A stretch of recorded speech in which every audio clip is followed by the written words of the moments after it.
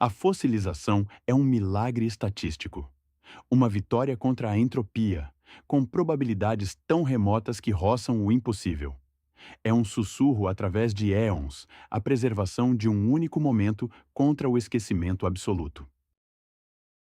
A Terra tem sido um vasto palco para uma infindável procissão de vida. Trilhões de organismos nasceram, viveram e pereceram. Neste preciso instante, quintilhões de criaturas partilham o planeta conosco. Diante desta imensidão, os registros fósseis que encontramos são meros fragmentos, ecos improváveis de mundos passados. E, no entanto, existem indústrias inteiras dedicadas a desenterrar estes ecos. Na sua esmagadora maioria, as descobertas são familiares.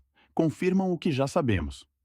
Mesmo quando um novo espécime surge, frequentemente encaixa-se num padrão reconhecível.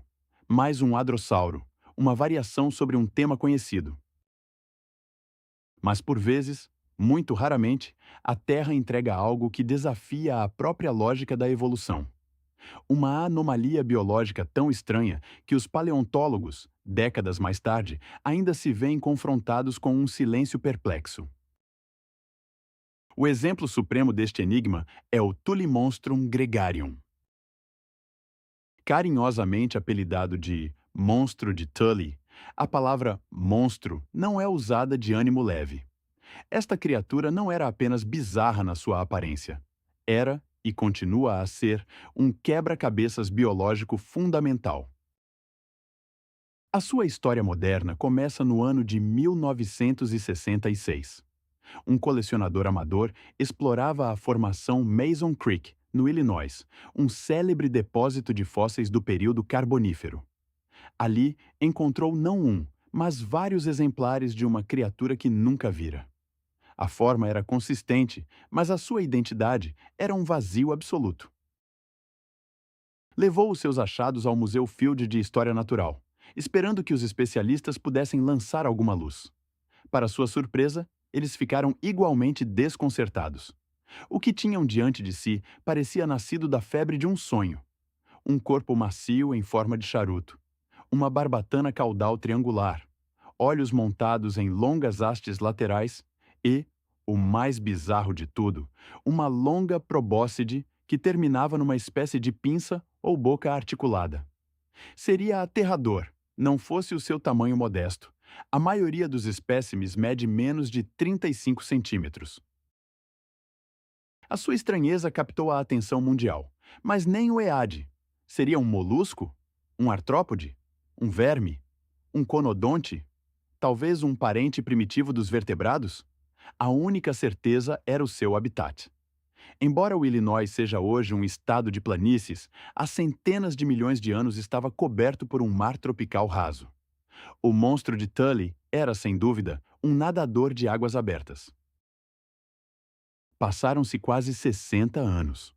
O nosso conhecimento avançou a um ritmo glacial, a única classe viral. Mas isto é de pouca ajuda. 99% de todos os animais, desde um inseto a um ser humano, são bilateria. O debate central persiste, feroz como sempre. Tinha o monstro de Tully uma espinha dorsal? Era um vertebrado ou um invertebrado? Vários estudos proclamaram ter resolvido o mistério, apenas para serem refutados por análises posteriores. Tudo o que podemos inferir com alguma confiança é que se tratava de um predador marinho, usando a sua probóscide para capturar presas. O monstro de Tully não é apenas um fóssil. É uma lição de humildade. Um lembrete de que o passado é um país estrangeiro, com uma biologia cujas regras ainda mal começamos a compreender. Ele permanece como um guardião silencioso dos mistérios que o tempo se recusa a entregar. Nas profundezas turvas de um mundo perdido, caçava uma criatura que preferia as águas turvas e os segredos que elas guardavam. Para além disto, era um mistério absoluto.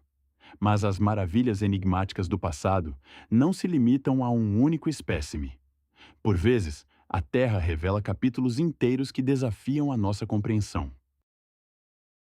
No estado de Montana, no ano de 1970, foi descoberto um organismo fossilizado tão bizarro, tão estranho à nossa experiência da vida que recebeu a alcunha de peixinho dourado alienígena. O seu nome científico, Typhloesus. Este vestígio de um passado distante foi extraído da formação calcária de Bear Gulch, um repositório de vida antiga que se revelou ainda mais antigo que o famoso Monstro de Tully. A sua idade foi estimada em aproximadamente 330 milhões de anos, uma janela para o período serpucoviano do Carbonífero. A fossilização era de uma clareza impressionante, mas o que revelava era tão desconcertante que, durante anos, a comunidade científica respondeu com um silêncio atordoado. Ninguém queria enfrentar este quebra-cabeças biológico. O corpo era minúsculo e alongado, terminando numa única cauda, um indício claro de que o Typhloesus era um nadador ativo, capaz de se impulsionar através do seu ambiente aquático. Mas tudo o resto era um mergulho na escuridão taxonômica. Bem, quase tudo. Havia mais detalhes, mas estes apenas aprofundavam o enigma. Não existiam membros externos, nem apêndices para locomoção ou manipulação. Faltava-lhe uma secção intermédia do corpo, uma característica anatômica que simplesmente não fazia sentido. E mais bizarro ainda, não possuía um ânus. No seu interior, continha um órgão que nunca, nem antes nem depois, foi encontrado em qualquer outro ser vivo na história do planeta. Os cientistas deram-lhe um nome: o ferólito. Análises revelaram que continha uma concentração invulgarmente alta de ferro. A sua função permanece até hoje um completo mistério. Perante uma criatura tão antiga e estranha, o procedimento padrão é tentar associá-la a um grupo igualmente peculiar. Neste caso, a escolha recaiu sobre os conodontes, vertebrados primitivos sem mandíbulas, cujos dentes fossilizados são encontrados por todo o mundo. A hipótese parecia razoável, especialmente depois da descoberta de um novo espécime que continha o que pareciam ser dentes de conodontes. A ligação parecia finalmente estabelecida. Até que um exame mais atento revelou a verdade chocante. Os dentes não faziam parte da anatomia do Typhloesus. Estavam localizados no seu estômago. Ele não era um conodonte. Ele comia conodontes. A investigação estava de volta à estaca zero. A única certeza que emergiu deste beco sem saída foi que o Typhloesus era um predador, habitando as baías tropicais protegidas do seu tempo. E assim o mistério arrefeceu. Durante 3 décadas, o peixinho dourado alienígena permaneceu numa gaveta de museu, um problema demasiado complexo para ser resolvido.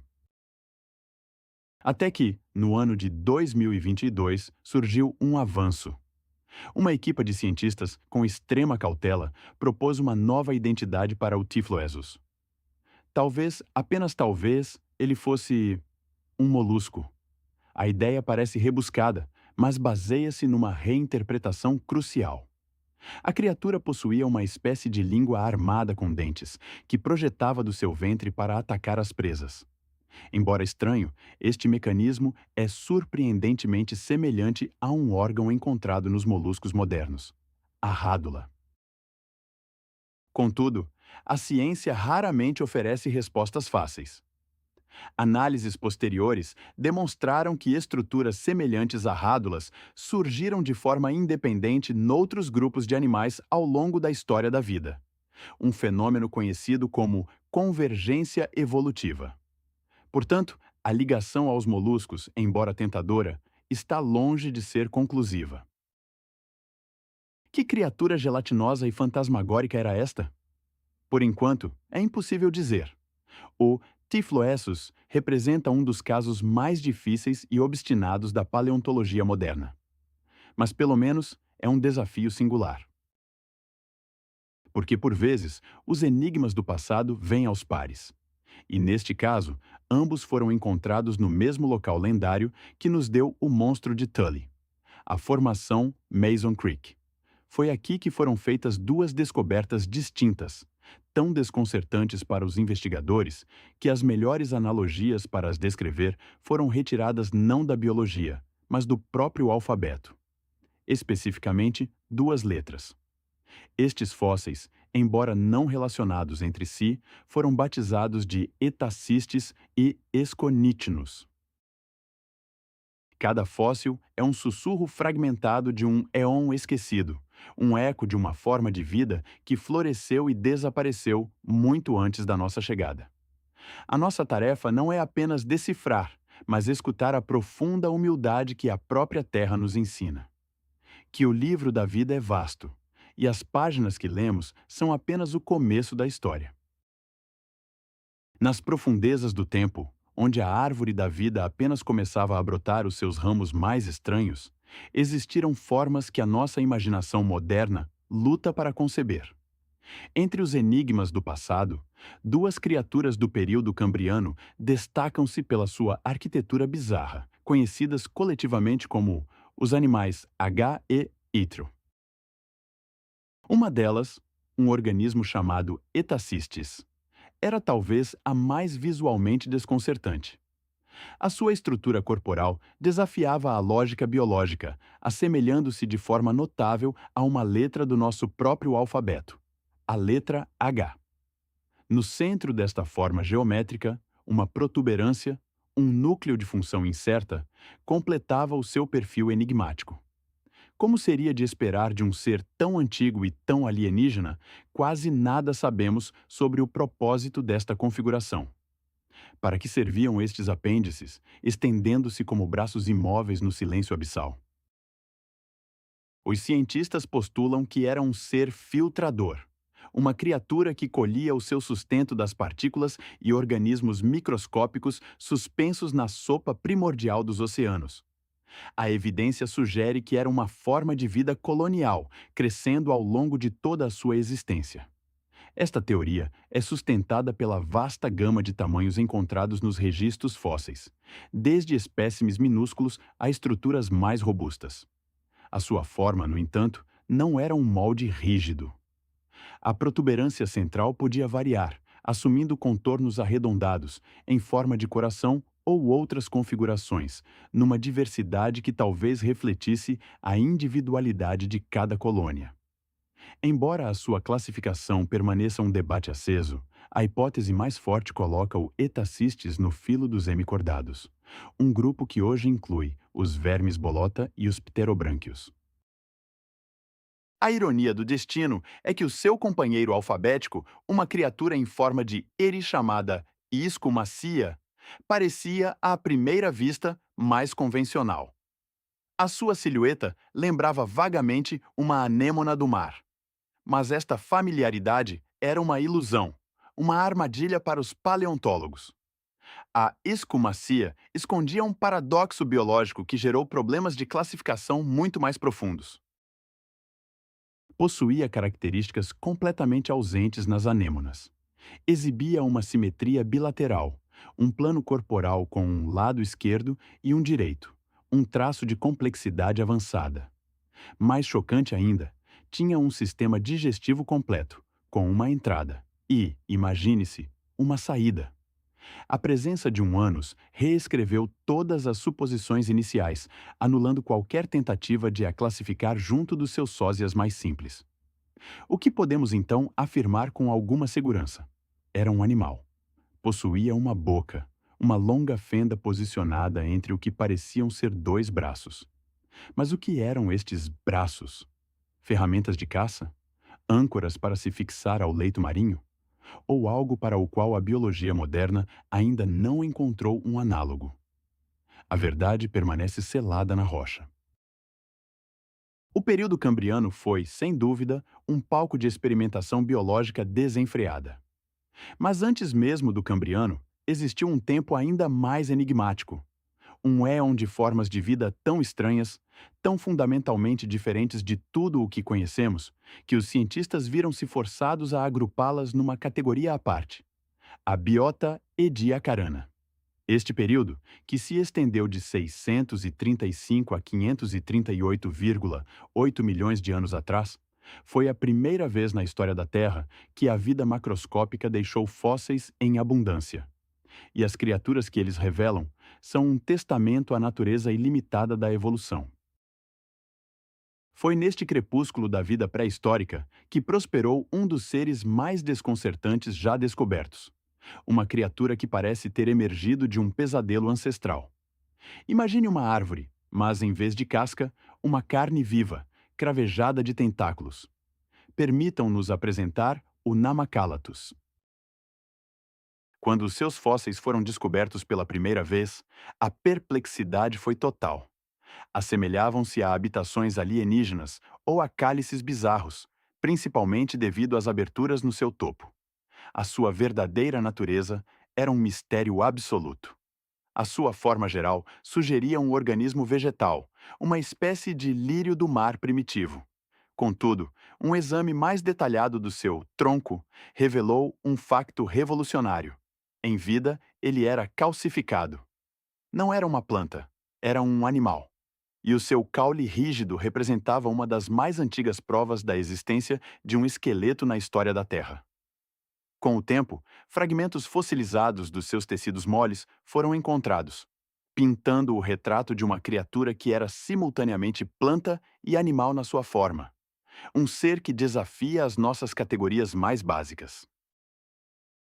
Cada fóssil é um eco de um mundo perdido, um capítulo de uma história biológica cujas páginas iniciais mal começamos a decifrar. São os fantasmas silenciosos da evolução, lembrando-nos que o caminho que levou até nós não foi o único possível, mas apenas um entre inúmeros trilhos experimentais, traçados e apagados nas areias do tempo profundo. Nas profundezas do tempo, a descoberta de um fóssil bizarro não trouxe clareza, apenas intensificou o assombro. A criatura, batizada de Namacalathus, revelou-se um verdadeiro monstro das eras primordiais. O seu corpo era uma arquitetura de pesadelo. Um pequeno cálice assente numa haste, mas cravejado de tentáculos preenseis e fileiras de espinhos afiados, capazes de dilacerar qualquer organismo que ousasse aproximar-se. E as suas aberturas, inicialmente vistas como simples poros, eram algo muito mais perturbador. Eram verdadeiras aberturas biológicas tripofóbicas, repletas de material orgânico. A sua função exata permanece um mistério profundo, um enigma biológico que assombra os paleontólogos. E como se a sua forma básica não fosse suficientemente alienígena, estas aberturas não se limitavam a um simples formato circular. Podiam assumir a forma de um coração, de um hexágono, de um heptágono. Qualquer geometria que a sua biologia enigmática ditasse. Este ser de complexidade aterradora não estava confinado a um único tamanho.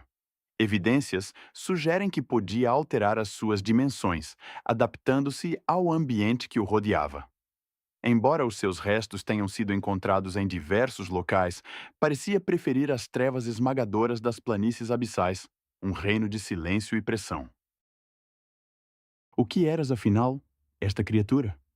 Visualmente, evoca a imagem de um coral, que, em algum ponto da sua estrutura, revelaram uma complexidade que o afasta dos corais conhecidos.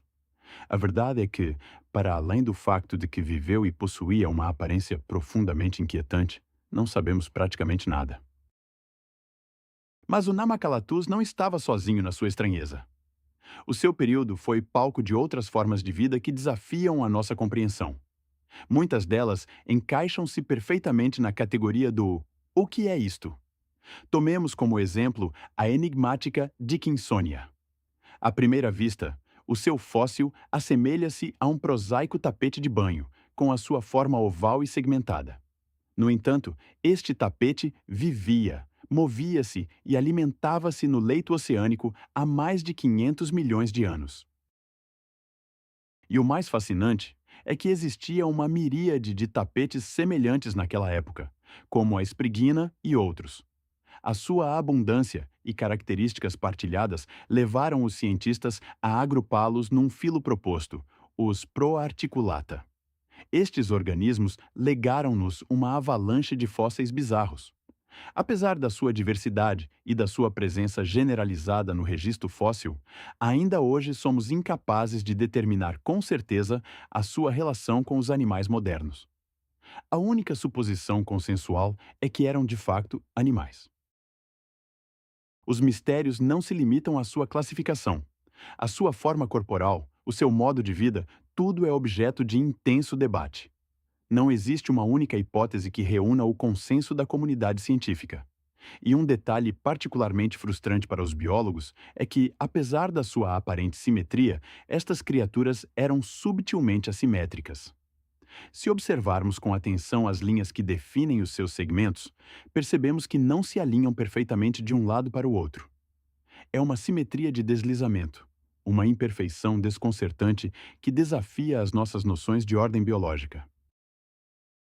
Ainda mais intrigante é a possibilidade de que estes seres não tenham deixado quaisquer descendentes. Se assim for, representam um ramo inteiro da árvore da vida que floresceu, dominou os seus ecossistemas e depois se extinguiu por completo. Um beco sem saída evolutivo. Um grande experimento da natureza que simplesmente terminou. Mas por mais estranho que este mundo pareça, ele é apenas um prelúdio. Existe um período ainda mais antigo, que supera todos os outros na quantidade de perguntas sem resposta que nos coloca. A Era Riaciana. Para lá chegar, temos de recuar na fita do tempo. Muito, muito longe. Cerca de 2,1 mil milhões de anos, para uma época em que a Terra era um caos primordial em todos os sentidos da palavra. O próprio nome Riaciano traduz-se do grego como fluxo de lava, uma designação que por si só pinta um quadro vívido deste mundo em ebulição. Foi neste cenário volátil que emergiu uma região que, bilhões de anos mais tarde, nos revelaria os seus segredos. No Gabão, em África, cientistas descobriram uma vasta zona de depósitos de xisto negro. E foi ali, nessas rochas escuras e antigas, que encontraram os vestígios da biota franceviliana. Estes fósseis não são apenas estranhos. Eles desafiam a própria cronologia da vida complexa. São ecos de um mundo perdido. Um lembrete de que a história do nosso planeta é muito mais vasta e misteriosa do que imaginamos. Cada fóssil é um capítulo de um livro cuja maior parte foi irremediavelmente perdida, testemunhando que o caminho da evolução não é uma linha reta, mas um labirinto de tentativas, de fracassos gloriosos e de impérios biológicos que o tempo implacavelmente consumiu. Nas profundezas do tempo geológico, em rochas com 2 mil milhões de anos, jazia um segredo. Um conjunto de formações estranhas, descobertas em estratos de xisto negro no Gabão. Muitas delas assemelhavam-se a discos, umas perfeitamente circulares, outras elípticas. Mas havia também achados mais raros, mais bizarros. Estruturas em forma de tubos, filamentos delicados que lembravam colares de pérolas, e até mesmo algo que evocava a forma de uma flor petrificada.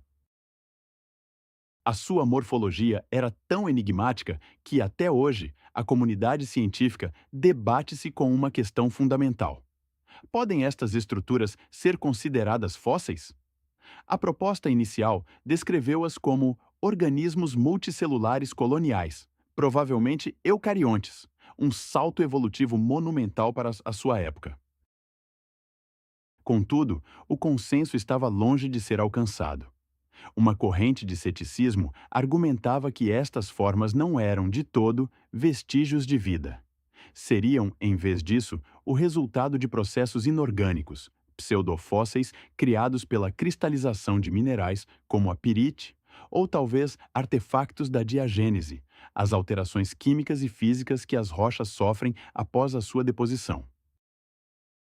O cerne do problema, a questão que transformava a curiosidade em controvérsia, era a sua idade vertiginosa. Estas formações eram 400 milhões de anos mais antigas do que qualquer forma de vida multicelular conhecida até então. Fazer tal afirmação era abalar os alicerces da paleontologia.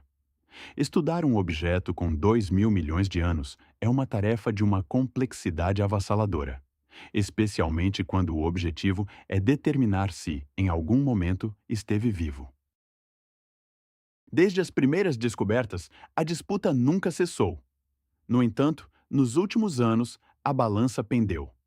A maioria das investigações mais recentes inclina-se para a hipótese biológica. Análises isotópicas revelaram que as estruturas são ricas em zinco, um possível indicador de metabolismo eucariótico, essencial para o funcionamento de certas enzimas. Um estudo recente confirmou ainda que as condições ambientais do local, na altura, eram perfeitamente adequadas para a vida. Um delta raso e quente. Imagine-se um achado tão profundo e ambíguo que só agora, no século XXI, começamos a decidir se podemos sequer chamar-lhe vida. A ironia é que, se a biota de Franceville for de facto confirmada como biológica, já temos uma ideia de como estes seres poderiam ter vivido. Seriam provavelmente organismos planctônicos imóveis, com os seus corpos em forma de disco flutuando nas águas de deltas quentes e pouco profundos. Um habitat raro para a época, num planeta onde a massa terrestre era ainda escassa. Mas a história dos enigmas da vida não se escreve apenas com formas alienígenas, saídas de um mundo primordial. Por vezes, o maior mistério veste-se com um disfarce familiar, apenas para nos confundir ainda mais. Permitam-nos apresentar o Nectocaris. Em 1910, um espécime fossilizado foi descoberto no célebre Folhelho de Burgess, um tesouro de fósseis do Câmbrico. Naquela época, a quantidade de descobertas era tão avassaladora que este pequeno exemplar foi simplesmente esquecido. Décadas mais tarde, regressou ao centro das atenções, descrito por um paleontólogo inglês como uma criatura nova e misteriosa. Parecia-se vagamente com um camarão alongado, o que lhe valeu o nome Nectocaris, camarão nadador. O paleontólogo estava perplexo. Embora o Nectocaris partilhasse traços com os artrópodes, as suas barbatanas estavam posicionadas de uma forma completamente distinta de qualquer membro conhecido desse filo. Estas contradições anatômicas impediram-no de o classificar com segurança, deixando o achado num limbo taxonômico. Mais tarde, um paleontólogo italiano, intrigado por este quebra-cabeças esquecido, decidiu reexaminá-lo. Cada fóssil não é apenas um registro do passado, mas um espelho que reflete os limites do nosso próprio conhecimento. Seja um jardim de pedra de 2.000 milhões de anos ou um camarão que se recusa a ser classificado, cada descoberta é um sussurro do tempo profundo, a lembrar-nos que a história da vida é muito mais vasta e mais estranha do que alguma vez ousamos imaginar. Ao examinar as primeiras fotografias do fóssil, uma conclusão pareceu inevitável. A criatura foi classificada como um cordado primitivo. A atenção focou-se na sua cauda, nas suas barbatanas e numa suposta notocorda, a estrutura definidora da sua linhagem. E esta interpretação prevaleceu, por quase 20 anos. Até que, em 2010, uma descoberta mudou tudo. 91 novos espécimes, em estado de conservação muito superior, vieram à luz. As rochas revelaram não um ancestral dos vertebrados, mas algo completamente diferente. Uma criatura que ecoava a forma de uma lula. Possuía 2 tentáculos, um corpo achatado em forma de papagaio de papel e olhos projetados em pedúnculos. Estranhamente, não tinha uma boca visível, apenas um grande funil, que se acredita ser uma probóscide eversível, uma tromba que se podia virar do avesso, um mecanismo de alimentação verdadeiramente alienígena. Com esta nova evidência, o mistério parecia resolvido. O Nectocaris foi aclamado como o mais antigo cefalópode conhecido, empurrando a origem do seu grupo para trás em 30 milhões de anos. Mas com a nova resposta, surgiu um problema ainda maior. A sua anatomia era um anacronismo evolutivo. Seria o equivalente a um arqueólogo encontrar o esqueleto de um humano moderno em estratos anteriores ao surgimento dos primeiros primatas. A hipótese foi, por isso, descartada.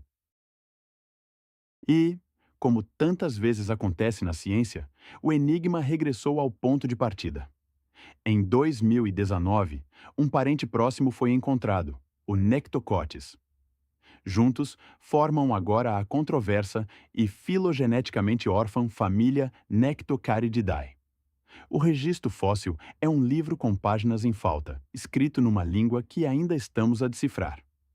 Cada achado, em vez de oferecer uma resposta definitiva, por vezes apenas aprofunda o mistério, lembrando-nos que a história da vida é muito mais complexa e estranha do que a nossa imaginação ousa conceber.